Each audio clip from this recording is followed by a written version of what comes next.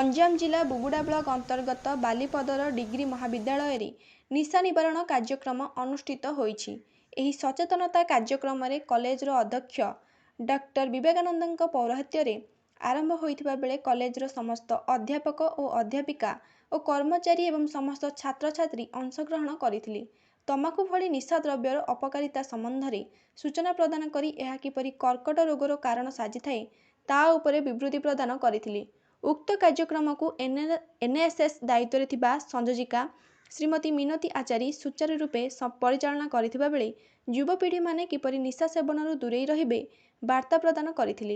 एही कार्यक्रम मुख्य सहयोगी भावे कॉलेज रो क्रीड़ा अध्यापक भंज किशोर गौड़ सहयोग करथिले। परिशेष रे अर्थनीति विभाग रो अध्यापक प्रेमानंद प्रधान समस्त को धन्यवाद अर्पण करी सभासांग करथिले।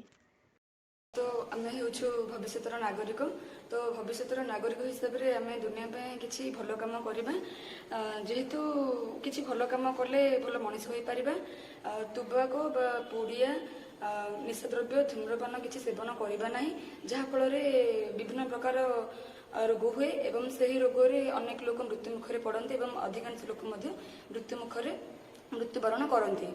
तो आम जदि पारिबा तो सही पैसा असहाय लोक को साहाय्य करबा। तो आजिकल जो युवपीढ़ी माने पान पुड़िया पुड़िया बहुत खाऊचंदी तो मद्यपान भी से करूँ जहाँफल कि माने पेरेंट्स मान को बहुत असुविधा होची गाड़ी एक्सीडेंट होची घरे फाइनेंशियल प्रॉब्लम भी होची कि कार गोटे पुओ थाउची तो एक्सीडेंट भी बहुत होची तेणुक रिक्वेस्ट जे से होचंती फ्यूचर जनरेशन तो तेणुक से सब जिनस दूरे रहिबे आउ सोसाइटी पे से गोटे भल एग्जांपल क्रिएट करेंगे।